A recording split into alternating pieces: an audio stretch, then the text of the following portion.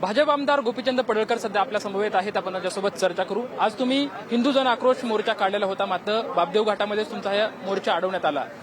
बघा, पोलिसांनी आमचा मोर्चा इथं घाटामध्ये अडवला आहे आणि आमच्या काय मागण्या आहेत माननीय संजय जगताप साहेबांच्या नेतृत्वात आम्ही या मागण्या ज्या मांडल्या त्या मागण्या पोलिसांनी मान्य केल्या.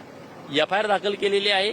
भिवरी गावातील जे आमचे सहकारी आहेत ज्यांच्यावरती चुकीची एफआयआर झाली होती त्यात मदत करण्याची भूमिका पोलीस प्रशासनानं मांडलेली आहे. या घाटामध्ये सीसीटीव्ही बसवण्याची गरज आहे, तर ते तात्काळ आता कारवाई करतील आणि 24 तास पोलिसांचं पेट्रोलिंग या परिसरामध्ये होणार आहे. आणि इथं एक पोलीस चौकी असावी घाटावरती, त्याची शिफारस करून ती चौकी मंजूर करून इथं पोलीस चौकी केली जाईल, हे पण त्यांनी मान्य केलेलं आहे. नक्की काय प्रकार झाला होता भिवरी आणि ह्या आजूबाजूच्या परिसरामध्ये, त्यामुळे हे तुम्हाला परिसरामध्ये कोंडव्यातून काही लोक येत आहेत सातत्यानं आणि मग ते उघड्यावरती पार्ट्या करणं हे कानिपनाथाची भूमी आहे. कानिपनाथ नवनाथापैकी एक हे कानिपनाथांचं पवित्र ठिकाण आहे आणि तिथं तुम्ही मग ओपन शेतकऱ्यांच्या जागेमध्ये सरकारी जागेमध्ये रोज पार्ट्या करणं, दारूच्या पार्ट्या करणं, तिथं तुम्ही नमाज पठण करणं आणि त्यातून हा सगळा विषय पुढे आलाय. तर आता हे सर्व जे आहे ते गृह खात्याशी आहेत, मग कुठेतरी पोलीस खातं कमी पडतंय असं तुम्हाला म्हणायचं आहे का? नाही, पोलीस खात्याच्या निदर्शनात सगळ्याच बाबी येत नाहीत, त्या निदर्शनात आम्ही आणून दिल्या आता आणि म्हणून आता पोलिसांनी लगेच एफआयआर दाखल करणं, कारवाई करणं या आता कामं पोलिसांनी केलेली आहे. या बाबतीत काय मुख्यमंत्र्यांशी काय चर्चा झाली, बोलणं झालं, त्यांनी काय आश्वासित केलंय का? माननीय मुख्यमंत्री महोदयांच्याकडे हा विषय गेला म्हणून तर आता एवढं सगळं उगाच पोलीस प्रशासन पळतंय काय.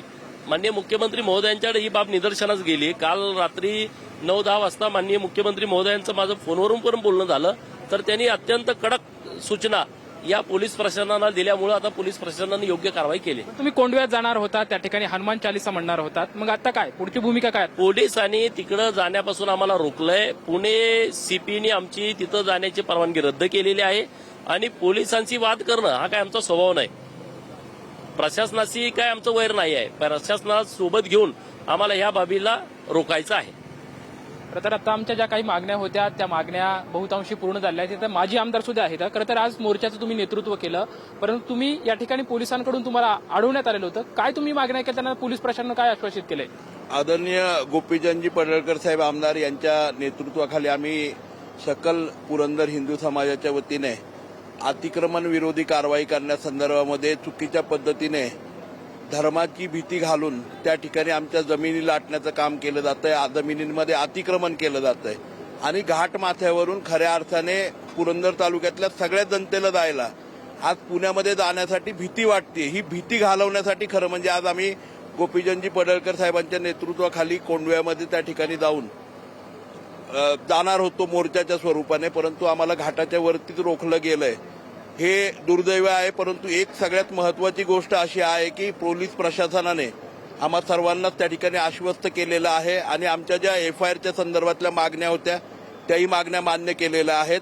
आणि निश्चितपणे आज या ठिकाणी गोपीचंदजी पडळकर साहेब, धवलजी मोहिते साहेब हे उपस्थित असल्यामुळे आम्हाला सर्वांना त्या ठिकाणी धर्मजागरणाला मोठी ताकद मिळालेली आहे. आणि निश्चितपणे आता जी हिंदू धर्मियांच्या मध्ये किंवा पुरंदर तालुक्यातल्या जनतेमध्ये जी भीती आहे ती समूळ नष्ट झाल्याशिवाय राहणार नाही आणि आम्ही मोकळेपणाने कोंडव्यातून पुण्याकडे जाऊ शकू.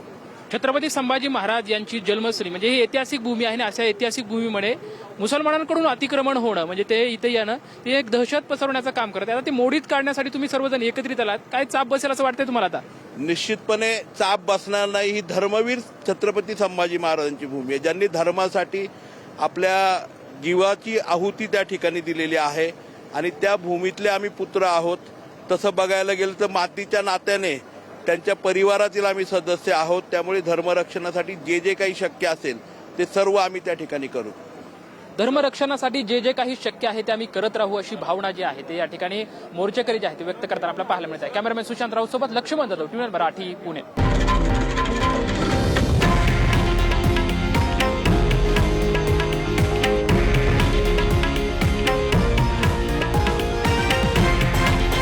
हे आहे देशातील नंबर 1 न्यूज नेटवर्क आणि आपण पाहत आहात TV9 मराठी, एकमेव.